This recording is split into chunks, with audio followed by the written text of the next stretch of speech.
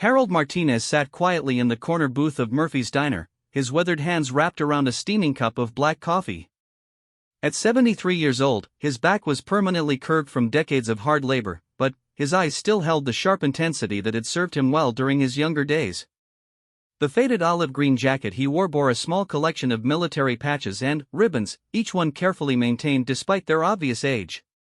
The morning sun streamed through the dusty windows of the small-town diner, casting long shadows across the checkered linoleum floor. Harold had been coming to Murphy's for the past 15 years, ever since he'd moved to Millbrook after his wife passed away. It was a routine that brought him comfort in his golden years: coffee at 8, eggs over easy with wheat toast, and the familiar chatter of locals discussing everything from weather to politics. Today felt different, though. The atmosphere in the diner was charged with an unusual tension that Harold couldn't quite place his finger on. Several younger men occupied the counter stools, their voices carrying across the small space with an edge of aggression that made other patrons glance nervously in their direction. Harold recognized a few of them as construction workers from the new development project on the outskirts of town, but their behavior this morning seemed more hostile than their usual boisterous breakfast banter. Marcus Thompson, a burly man in his 30s with calloused hands and paint-stained work clothes, was the loudest of the group. He had been holding court for the better part of an hour, regaling his companions with stories about his father's service in Vietnam and his own brief stint in the National Guard. His voice grew louder with each tale, as if he were trying to prove something to everyone within earshot.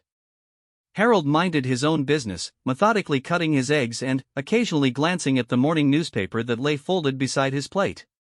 He had learned long ago that staying out of other people's conversations was usually the wisest course of action, especially when those conversations seemed to be heading toward confrontation. But Marcus's attention had begun to wander around the diner, and it wasn't long before his gaze settled on Harold's corner booth. The old man's military jacket, with its array of ribbons and patches, seemed to particularly capture Marcus's interest. Harold felt the weight of the scrutiny but continued eating his breakfast, hoping the moment would pass without incident. Unfortunately, Marcus had other plans.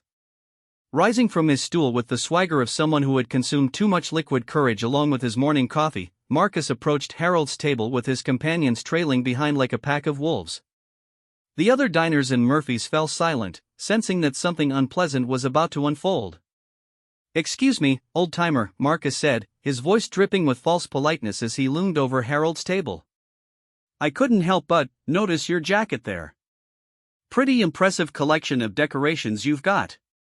Harold looked up slowly, his experienced eyes immediately recognizing the challenge in Marcus's tone.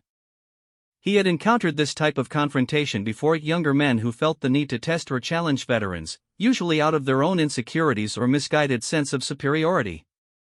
"Thank you," Harold replied simply, returning his attention to his breakfast in hopes that the brief acknowledgement would satisfy Marcus's need for attention and send him back to his friends. But Marcus wasn't finished. He pulled out the chair across from Harold and sat down uninvited, his friends forming a semicircle around the booth. The move was clearly calculated to intimidate, and Harold could feel the eyes of every other patron in the diner focused on their table. "You know," Marcus continued, leaning back in his chair with his arms crossed, "I've been around military guys my whole life. My old man served 3 tours in Nam, and I did my time in the Guard. And I've got to say, something about your setup there just doesn't sit right with me." Harold set down his fork carefully and met Marcus's gaze directly. There was no anger in his expression, just the quiet patience of someone who had faced far more serious challenges than a confrontational stranger in a small-town diner. "Is there something specific you'd like to know?" Harold asked, his voice calm and measured despite the growing tension in the air. Marcus smiled, but there was no warmth in it. He leaned forward, his elbows on the table, and pointed at one of the ribbons on Harold's jacket. "That right there. That's supposed to be a Purple Heart ribbon, isn't it? And that one next to it, Bronze Star, if I'm not mistaken." Harold glanced down at his jacket, then back at Marcus. "That's correct." "Well, here's the thing, old man," Marcus said, his voice growing louder and more aggressive. "I've known a lot of real heroes in my time, and something about you just doesn't add up. These decorations, this whole act you've got going on, I think you're nothing but a fraud." The accusation hung in the air like a physical presence, and Harold could hear the sharp intake of breath from other diners who had been listening to the exchange.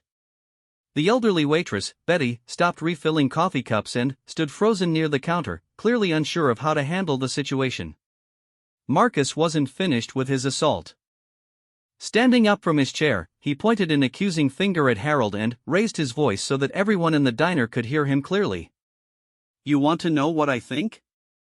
I think you bought that jacket at some surplus store and pinned a bunch of fake ribbons on it to get attention and maybe a free meal here and there. I think you're a stolen valor case, plain and simple." The words "stolen valor" seemed to electrify the diner.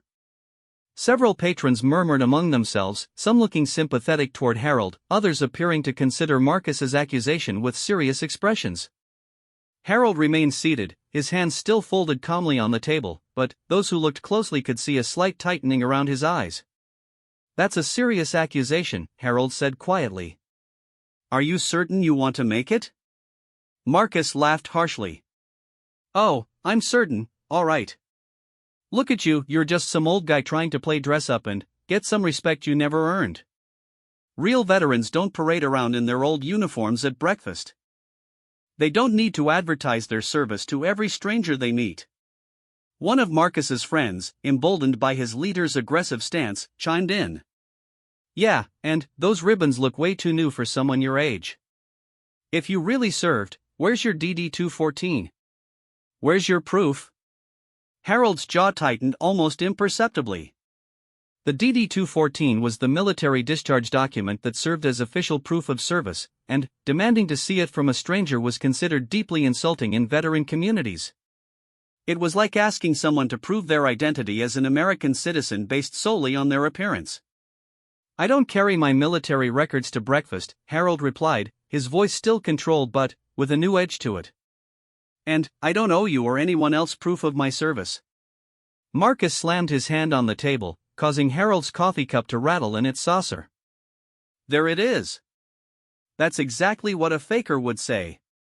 A real veteran would be proud to show his papers, proud to back up his claims. But you can't, can you? Because that whole getup is a lie." The confrontation had reached a crescendo, and other diners were beginning to take sides.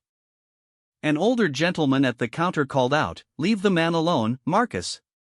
You don't know what you're talking about." But his protest was met with jeers from Marcus's supporters, who seemed to feed off the conflict. Harold slowly rose from his seat, his movements deliberate and dignified despite the chaos surrounding him. At his full height, he was still an impressive figure, though age had bent his shoulders and lined his face. There was something in his bearing, however, a quiet authority that momentarily gave Marcus pause. "Son," Harold said, his voice carrying clearly across the now silent diner, "I've been questioned by better men than you, and I've been insulted by worse. Your opinion of my service doesn't change what happened, and it doesn't change who I am." Marcus, perhaps sensing that he was losing some of the crowd's support, doubled down on his attack. "Oh, save the speeches, old man. Your medal's not real. None of this is real. You're just a pathetic wannabe living a fantasy." The words echoed through Murphy's diner like a slap across the face. Harold stood perfectly still for a moment, his eyes scanning the faces of the other patrons, some of whom looked away in embarrassment at the spectacle they were witnessing. Betty the waitress wrung her hands nervously, clearly wanting to intervene but unsure of how to defuse the situation. Harold reached into his wallet and placed a $10 bill on the table, enough to cover his breakfast and a generous tip.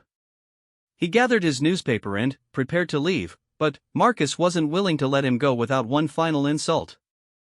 "That's right, run away." Marcus called after him. "That's what fakes do when they get called out.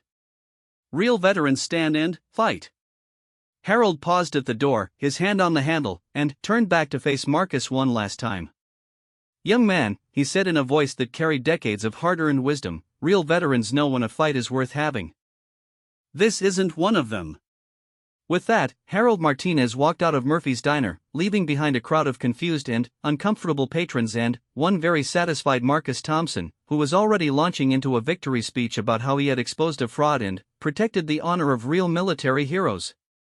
None of them could have predicted what would happen when Harold's son Michael arrived in town later that same day, still wearing his marine dress blue uniform from a ceremony he had attended that morning. The quiet dignity with which Harold had handled Marcus's accusations would soon be overshadowed by a revelation that would leave everyone in Millbrook talking for months to come. As Harold walked slowly toward his small apartment above the hardware store, his shoulders carried the weight of more than just age and hard living. They carried the burden of memories that Marcus Thompson couldn't begin to understand, and secrets that had remained buried for decades. But, sometimes, the truth has a way of fighting back, even when those who possess it choose to remain silent. The confrontation at Murphy's Diner was far from over. It was, in fact, just the beginning of a story that would challenge everything the people of Millbrook thought they knew about heroism, sacrifice, and the true cost of service to one's country. Harold Martinez had walked away from one battle that morning, but he was about to find himself in the middle of another one, whether he wanted it or not. The afternoon sun beat down mercilessly on the dusty main street of Millbrook as Marine Staff Sergeant Michael Martinez pulled his rental car into a parking space outside Murphy's Diner. He had driven straight through from Camp Pendleton, a 12-hour journey that he had completed in record time after receiving an urgent phone call from Mrs. Henderson, his father's neighbor. The call had been brief but deeply troubling, something about his father being humiliated at the local diner, accused of being a fraud, and walking away visibly shaken. Michael sat in his car for a moment, his hands gripping the steering wheel as he tried to process what he had been told. Still wearing his dress blue uniform from the morning's awards ceremony at the base, he cut an impressive figure even while seated.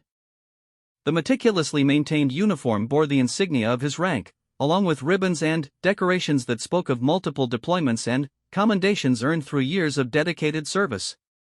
At 32 years old, Michael had followed in his father's footsteps, though he had never fully understood the shadows that seemed to follow the old man wherever he went. Harold had always been reluctant to discuss his military service, changing the subject whenever Michael asked about his time in the service or the circumstances that had led to his various decorations. "The past is the past, son," Harold would say. "What matters is what we do today." But, today, someone had attacked his father's honor, and Michael wasn't about to let that stand. Mrs. Henderson had provided him with enough details to understand that a construction worker named Marcus Thompson had publicly accused Harold of wearing fake military decorations and essentially called him a coward for not fighting back. The very thought made Michael's blood boil. Stepping out of the rental car, Michael straightened his uniform jacket and checked his reflection in the car window. The Marine Corps had taught him the importance of presentation, and he wanted to make sure he looked every inch the professional warrior as he entered what was clearly enemy territory. The dress blue uniform was designed to command respect, and today Michael intended to use every advantage at his disposal. As he pushed through the glass door of Murphy's Diner, the little bell above the entrance chimed cheerfully, a sound that seemed incongruous with the tension Michael could immediately sense in the air. The diner was busier than it had been that morning, filled with the usual afternoon crowd of retirees, off-duty workers, and teenagers grabbing snacks after school. Michael's entrance caused an immediate stir. Several patrons looked up from their meals and conversations, their eyes drawn to the impressive military uniform and the confident bearing of the man wearing it. Near the counter, Marcus Thompson was holding court once again, regaling a new audience with his morning triumph over the fake veteran who had slunk away in defeat. "So I says to the old faker," Marcus was saying, his voice loud enough for half the diner to hear, "I says, your medal's not real, old man, and you should have seen him just wilt like a flower. Couldn't even look me in the eye when I called him out on his stolen valor." Michael heard every word as he approached the counter, his face a mask of professional calm that barely concealed the fury building beneath the surface. He had dealt with enough blowhards and bullies during his military career to recognize the type immediately. Marcus Thompson was the kind of man who used his own limited military experience as a weapon against others, particularly those he perceived as weaker or unable to defend themselves. Betty, the elderly waitress, noticed Michael's approach and hurried over to greet him. Her eyes were still red from the emotional turmoil of the morning's confrontation, and she seemed relieved to see someone in uniform who might be able to restore some dignity to the situation. "Can I help you, young man?" she asked, her voice slightly tremulous.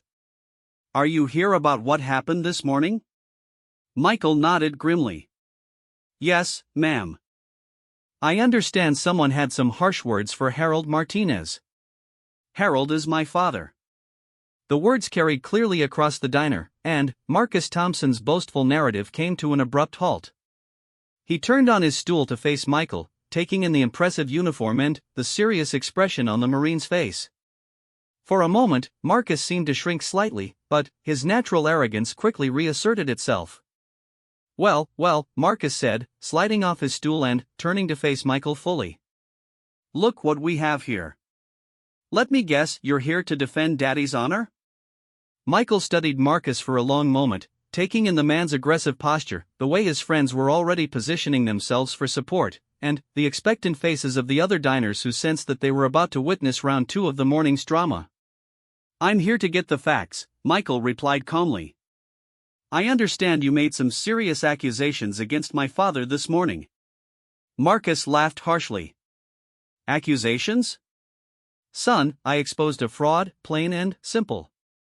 Your old man was sitting right over there in that booth, wearing a jacket full of fake military decorations, trying to get sympathy and free coffee from folks who respect real veterans."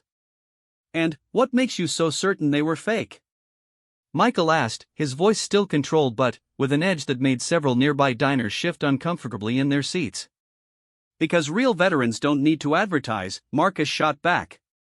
"Real veterans don't parade around in their old uniforms looking for handouts. And when real veterans get challenged, they don't just skulk away like whipped dogs."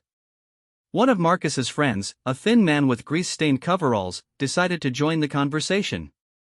"Yeah, and, besides, your dad didn't look like any combat veteran I ever seen. Too soft, too quiet. Real warriors have a different look about them." Michael's jaw tightened almost imperceptibly. He had heard similar ignorant statements before, usually from people who had no understanding of how military service actually affected different individuals. The stereotype of the loud, aggressive veteran was not only insulting but completely inaccurate in many cases. "Let me ask you something," Michael said, directing his attention back to Marcus. "What's your military background?" Marcus puffed out his chest proudly. "National Guard, 6 years. Did my training at Fort Benning, served with honor, and learned what real military bearing looks like. And it sure doesn't look like some old guy in a surplus store jacket begging for attention." "National Guard," Michael repeated thoughtfully. "Any deployments? Any combat experience?" Marcus's expression flickered slightly. "Well, no, but that doesn't mean I don't know a fake when I see one. My father did 3 tours in Vietnam, and he told me all about what real veterans are like." Michael nodded slowly. "I see. So your military expertise comes from 6 years in the Guard with no combat experience, and stories your father told you about Vietnam." "Now you listen here," Marcus began, his face reddening with anger. But Michael held up a hand to stop him. "No, you listen. You publicly humiliated and accused my father of stolen valor without knowing anything about his service record or his history. That's not just ignorant, it's dangerous. False accusations of stolen valor can destroy a man's reputation and his relationships with his community." "It ain't false if it's true," Marcus retorted. "And everything about your old man screamed fake. The way he acted, the way he looked, the way he ran when confronted with the truth." Michael's control finally began to crack, though his voice remained level. "You want to know why my father didn't fight back? You want to know why he walked away instead of defending himself?" "Yeah, I do," Marcus said, crossing his arms defiantly. "Enlighten me." Michael reached into his jacket pocket and pulled out his phone. "Because my father has spent the last 50 years trying to forget some of the things he had to do in service of this country. Because he doesn't talk about his military service because some memories are too painful to revisit. And because he was raised to believe that a man's actions speak louder than his words." "That's all just talk," Marcus scoffed. "Words don't prove nothing. Your dad couldn't back up his claims because he's a fake, pure and simple." Michael scrolled through his phone for a moment, then looked back up at Marcus. "You mentioned a DD-214 this morning. You demanded that my father show you proof of his service." "Damn right I did. That's the only real proof of military service." "Interesting," Michael said. Because according to Mrs. Henderson, you claimed that real veterans would be proud to show their paperwork. That a genuine serviceman wouldn't hesitate to provide documentation. Marcus nodded vigorously. That's exactly right. A real veteran has nothing to hide.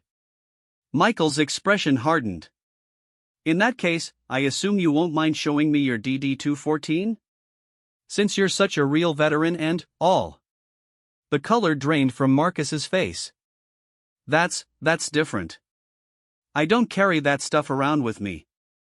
Why not? Michael pressed. According to your own logic, a real veteran should be proud to show his documentation. Shouldn't you be eager to prove your credentials before you go around questioning other people's service? Marcus stammered for a moment, clearly caught in the contradiction of his own argument. I don't have to prove nothing to you. This ain't about me.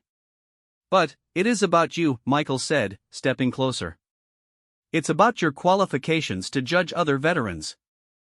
It's about your right to publicly humiliate a 73-year-old man based on your limited understanding of military culture. The diner had fallen completely silent. Even the teenagers in the back booth had stopped their chatter to listen to the confrontation unfolding at the counter.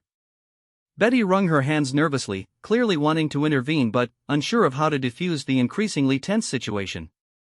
Marcus's friends began to look uncomfortable. The thin man in coveralls shuffled his feet and avoided eye contact, while another member of the group had already started edging toward the door. The confident pack mentality that had supported Marcus's morning assault on Harold was beginning to crumble under Michael's methodical questioning.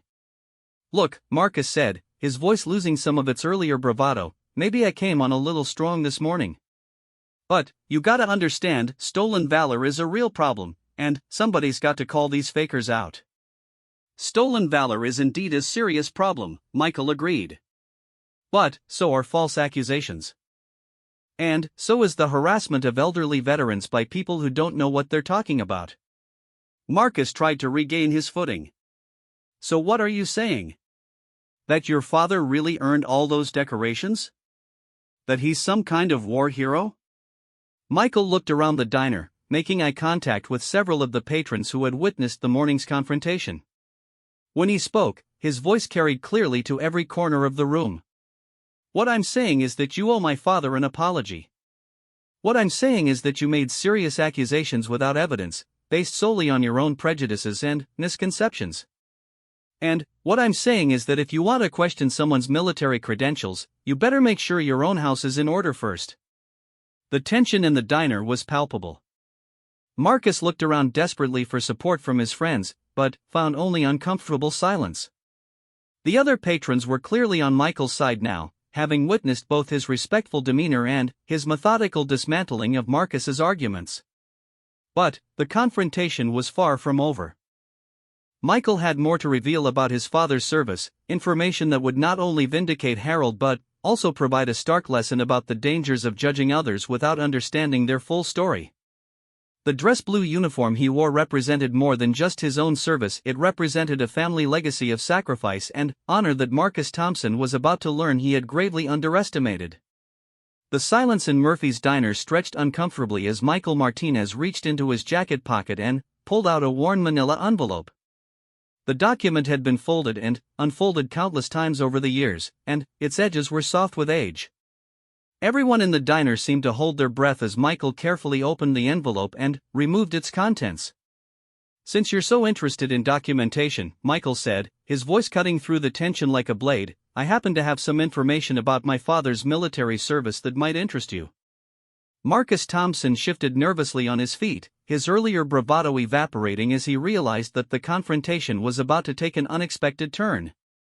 His friends had already begun to distance themselves physically, sensing that their leader was about to face a reckoning he hadn't anticipated. Michael unfolded the first document and held it up for everyone to see. This is my father's DD-214, his discharge documentation. Since you seem to think that's the only acceptable proof of military service, let me share some details with you. Betty, the elderly waitress, moved closer, her eyes wide with anticipation. Several other patrons had risen from their seats to get a better view of the unfolding drama. The teenagers in the back booth had put away their phones, recognizing that they were witnessing something far more compelling than anything on social media. Harold Martinez, Michael began reading from the document, enlisted in the United States Army on September 15, 1968, at the age of 18. He completed basic training at Fort Benning, Georgia, and advanced infantry training at Fort Polk, Louisiana. Marcus tried to interrupt.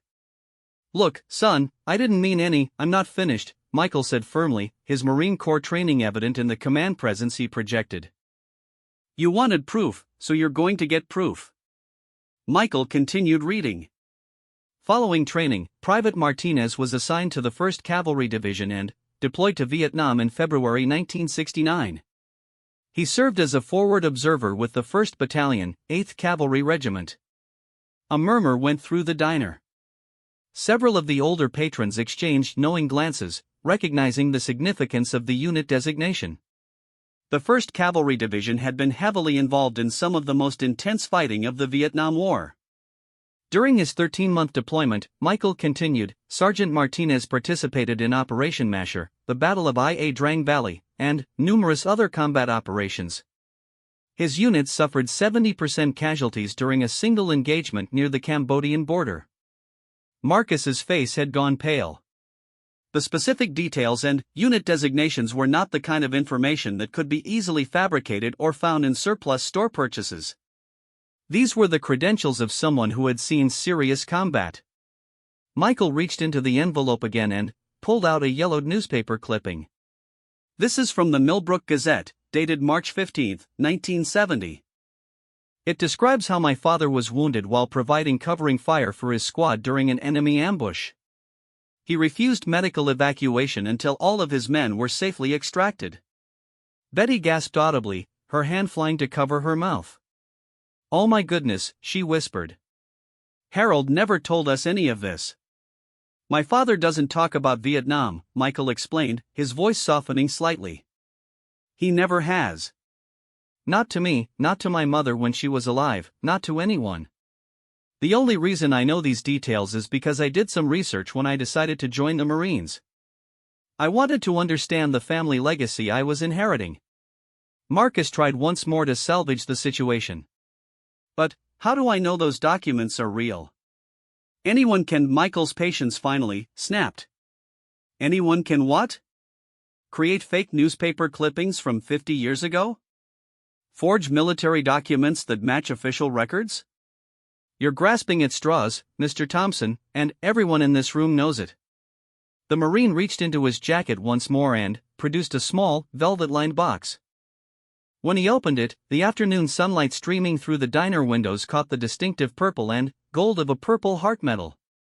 "This," Michael said, holding up the medal, "is my father's Purple Heart. The real one. He received it for wounds sustained during the action I just described. And, before you ask, yes, I have the official citation that accompanies it." The diner erupted in whispers and murmurs as patrons craned their necks to see the medal. For many of them, it was the first time they had ever seen a genuine Purple Heart up close. The weight of Marcus's morning accusations hung heavy in the air, made even more shameful by the evidence of Harold's legitimate service. Michael wasn't finished with his revelations. He carefully returned the Purple Heart to its box and pulled out another document. "This is the citation for my father's Bronze Star. Would you like me to read it aloud, Mr. Thompson?" Marcus shook his head frantically. "No, that's not necessary." "I think I understand. I think you do need to hear this," Michael interrupted. "Because it explains a lot about why my father reacted the way he did to your accusations this morning." Michael cleared his throat and began to read from the official citation. "For heroic achievement in connection with military operations against a hostile force. Sergeant Martinez distinguished himself by exceptionally valorous actions while serving as a forward observer during an enemy assault on Firebase Charlie. When his position came under intense mortar and small arms fire, Sergeant Martinez remained at his post despite being wounded, continuing to call in artillery support that proved decisive in repelling the attack." The room was completely silent now except for Michael's voice. Even the usual sounds of the diner, clinking dishes, coffee percolating, the hum of conversation had stopped entirely. "The citation continues," Michael said. "Sergeant Martinez's actions directly resulted in saving the lives of 37 American soldiers. His courage under fire and devotion to duty are in keeping with the highest traditions of the United States Army and reflect great credit upon himself, his unit, and his country." When Michael finished reading, he carefully folded the citation and returned it to the envelope. The silence that followed was broken only by the sound of Betty quietly crying at the counter. Marcus Thompson stood frozen in place, his face a mask of horror and embarrassment as the full weight of his morning's actions crashed down upon him. He had not merely insulted an elderly man, he had publicly humiliated a genuine war hero, a man who had risked his life repeatedly for his country and his fellow soldiers. "There's more," Michael said quietly. "But I think you get the picture." One of the older men at the counter, a retired factory worker named Jim Patterson, spoke up. "Son, why doesn't your father ever talk about any of this? If I had done half of what you just described, I'd be proud to tell people about it." Michael sighed deeply, the weight of his family's history evident in his expression. "Because my father came home from Vietnam to a country that spat on soldiers and called them baby killers. Because he spent months in a military hospital recovering from his wounds while protesters outside called him a murderer. Because he learned early that sometimes keeping quiet is the only way to find peace." The explanation hit the diner like a physical blow. Most of the patrons were old enough to remember the anti-war protests of the 1960s and 70s, the bitter homecomings that many Vietnam veterans had experienced. The contrast between Harold's actual heroism and the reception he had received was heartbreaking. Betty wiped her eyes with her apron and spoke up. "That explains so much about Harold. He's always been so quiet, so private. And he never orders anything fancy, always just coffee and eggs. I thought maybe he was just watching his budget." "He probably is," Michael replied. "Veterans of my father's generation didn't come home to parades and thank you for your service ceremonies. Many of them came home to unemployment, discrimination, and social ostracism. They learned to keep their heads down and their mouths shut." Marcus finally found his voice, though it came out as barely more than a whisper. I didn't know. I mean, how was I supposed to know?" Michael turned to face him directly, and the full weight of his disappointment was evident in his expression. "You weren't supposed to know his specific history. But you were supposed to give him the benefit of the doubt. You were supposed to understand that not all veterans fit your preconceived notions about what a hero looks like." The Marine began to pace slightly, his movements controlled but intense. "You see, Mr. Thompson, that's the problem with people like you. You think you can spot a fake veteran from across the room, but you don't know the first thing about how military service actually affects people. You assume that every combat veteran is going to be loud and aggressive and eager to share war stories. But the truth is that many of the men who saw the worst fighting are the ones who talk about it the least." Marcus's friends had quietly slipped out of the diner during Michael's revelations, abandoning their leader to face the consequences of his actions alone. The construction worker stood isolated at the counter, surrounded by hostile stares and whispered condemnations from patrons who now understood the magnitude of his morning's mistake. "Real heroes," Michael continued, "don't usually announce themselves. Real heroes often suffer in silence, carrying memories and wounds that never fully heal. Real heroes sometimes wear old jackets with faded ribbons because those symbols help them remember not just the terrible things they experienced, but the brothers they served with and the reasons they were willing to sacrifice everything." The lecture was devastating in its quiet intensity. Michael hadn't raised his voice or resorted to threats, but his words struck Marcus with the force of physical blows. The construction worker's face had gone from red with anger to white with shame, and his hands trembled slightly as the full implications of his actions became clear. "So let me ask you again," Michael said, stepping closer to Marcus. "Do you still think my father's medals aren't real? Do you still think he's just some old faker looking for free coffee and sympathy?" Marcus shook his head frantically. No, I was wrong. I was completely wrong. I don't know what to say." "Then, say you're sorry," Michael replied simply. "And say it loud enough for everyone in this room to hear." The same people who witnessed your accusations this morning deserve to hear your apology. The moment of truth had arrived. Marcus Thompson, who had been so confident and aggressive just hours earlier, now faced the choice between his pride and his conscience. The entire diner waited to see which would win out, and whether a man could find the courage to admit when he had been catastrophically wrong. Marcus Thompson stood in the center of Murphy's diner, his shoulders sagging under the weight of shame and regret. The confident bully who had strutted around that morning, publicly humiliating an elderly veteran, had been replaced by a broken man who finally understood the magnitude of his mistake. The silence in the diner was deafening as every patron waited to see how he would respond to Michael's demand for a public apology. For several long moments, Marcus couldn't speak. His mouth opened and closed soundlessly, like a fish gasping for air. The evidence of Harold Martinez's heroic service had shattered every assumption he had made, every justification he had used for his cruel behavior. The old man he had mocked and dismissed was not only a genuine veteran but a decorated war hero whose sacrifices had saved the lives of dozens of fellow soldiers. Finally, Marcus found his voice, though it came out cracked and barely audible. I was wrong," he whispered, his eyes fixed on the floor. "Louder," Michael commanded, his Marine Corps bearing evident in every syllable. "Everyone in this room deserves to hear you admit your mistake."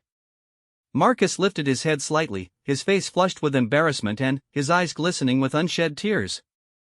"I was wrong," he repeated, his voice stronger now but trembling with emotion. "I was completely, totally wrong about Mr. Martinez. I accused him of things that weren't true. I said terrible things about a man who served his country with honor." Betty, the elderly waitress, wiped her eyes with her apron as she watched the scene unfold. Several other patrons nodded approvingly, though their expressions remained stern. The damage Marcus had done that morning could not be easily erased, but this was a start. "I don't know how to apologize for what I did," Marcus continued, his voice gaining strength as he spoke. "I thought I was protecting the honor of real veterans, but instead I dishonored a genuine hero. I let my own ignorance and prejudice make me into the very thing I claimed to oppose." Michael studied Marcus's face, looking for signs of genuine remorse rather than mere embarrassment at being caught. What he saw was a man truly grappling with the consequences of his actions, someone whose worldview had been fundamentally shaken by the revelation of his mistake. "Apologizing to this room is just the beginning," Michael said quietly. "The person you really owe an apology to is my father. And that apology needs to be public, just like your accusations were." Marcus nodded frantically. "Yes, absolutely. Whatever I need to do to make this right." "Where is Mr. Martinez now? Can I go to him?" Before Michael could answer, the bell above the diner's entrance chimed softly, and Harold Martinez stepped through the doorway. The old man had heard about his son's arrival from Mrs. Henderson and had come to the diner to prevent any further confrontation. He had no way of knowing that he was walking into the aftermath of his own vindication. Harold's eyes immediately found Michael standing near the counter in his dress blue uniform, and then moved to Marcus Thompson, who looked like he had seen a ghost. The entire diner fell silent again as the principal players in the morning's drama found themselves face to face once more. "Dad," Michael said, moving quickly to his father's side. "I was just explaining to Mr. Thompson here about some of the inaccuracies in his earlier statements regarding your military service." Harold looked around the diner, taking in the tense atmosphere and the expectant faces of the other patrons. His experienced eyes quickly assessed the situation, recognizing that something significant had transpired in his absence. "Son," Harold said quietly, "what exactly did you tell these people?" Michael's expression was gentle but determined. "I told them the truth, Dad. I told them about your service in Vietnam, about your Purple Heart and Bronze Star, about what you really did over there." Harold's face went pale, and, for a moment he looked like he might collapse. The secrets he had guarded for over 50 years, the memories he had worked so hard to bury, had been exposed to a room full of strangers. His carefully maintained privacy, his protective silence, had been stripped away in an instant. "Michael, you didn't have the right," Harold began, his voice shaking with emotion. "Yes, I did," Michael interrupted gently but firmly. I had the right because someone attacked your honor and you weren't here to defend it. I had the right because the truth needed to be told. Marcus Thompson stepped forward hesitantly, his hands clasped in front of him like a penitent seeking forgiveness. Mr. Martinez, sir, I owe you an enormous apology. I said things this morning that were inexcusable. I accused you of wearing fake medals and dishonoring real veterans, when the truth is that you're more of a hero than I could ever hope to be. Harold studied Marcus for a long moment, his weathered face revealing nothing of his thoughts. When he finally spoke, his voice was quiet but steady. Son, we all make mistakes. The measure of a man isn't whether he falls down, but whether he gets back up and tries to do better.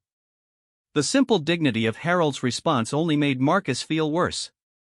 Here was a man who had every right to be angry, every justification for demanding revenge, instead offering forgiveness and understanding. It was a grace that Marcus knew he didn't deserve. I don't understand, Marcus said, tears now flowing freely down his face. How can you be so calm about this? I humiliated you in front of all these people.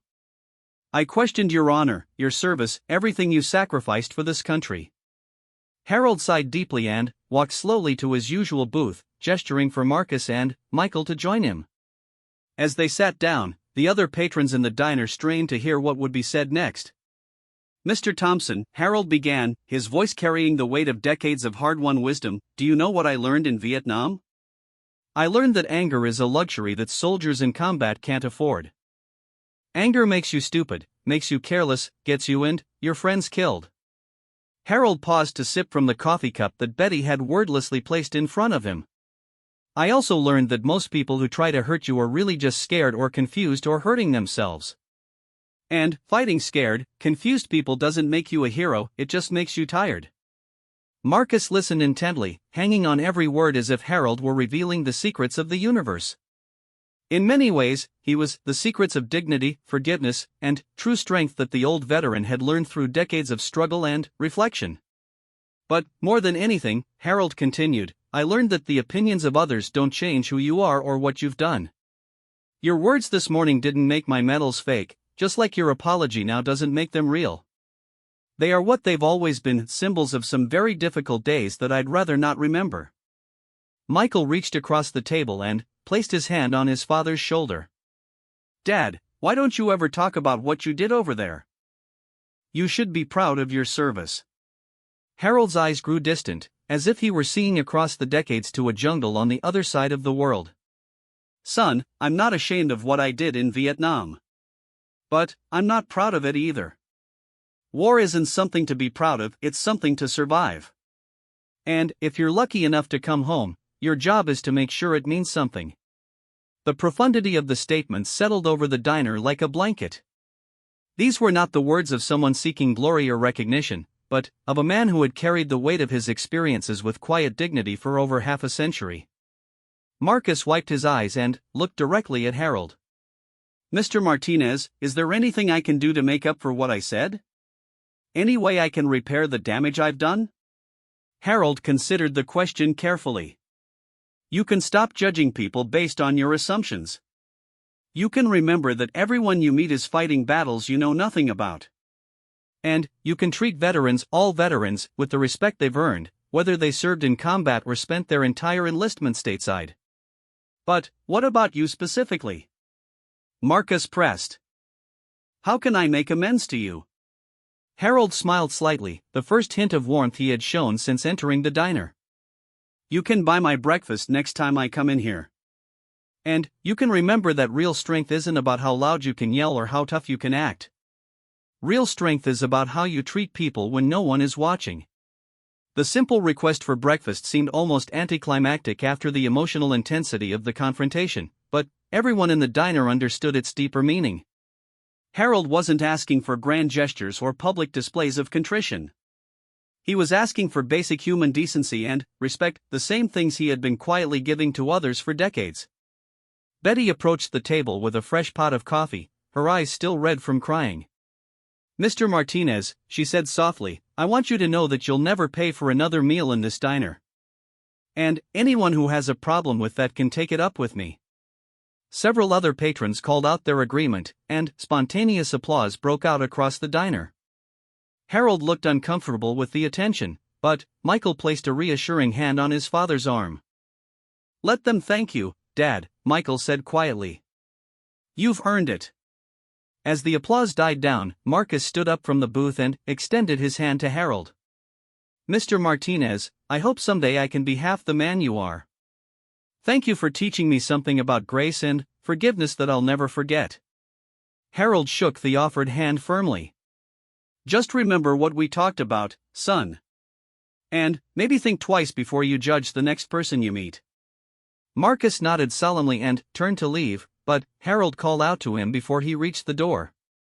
"Mr. Thompson," Harold said, "you mentioned that your father served in Vietnam. If he's still alive, you should ask him about coming home. Not about the fighting, but about the homecoming. I think you might learn something that would help you understand why some of us prefer to keep our stories to ourselves." Marcus nodded again, understanding that he had been given both forgiveness and homework. As he left the diner, the other patrons began to disperse, but several stopped by Harold's table to shake his hand or express their newfound respect and admiration. Michael remained seated across from his father, studying the old man's face with new understanding. "Dad, I'm sorry if I violated your privacy by sharing your story. But I couldn't let that man's accusations stand." Harold reached across the table and grasped his son's hand. "You did what you thought was right, Michael. And maybe it was time for the truth to come out. I've been carrying these memories alone for too long." As father and son sat together in the afternoon light filtering through Murphy's diner windows, the healing had only just begun.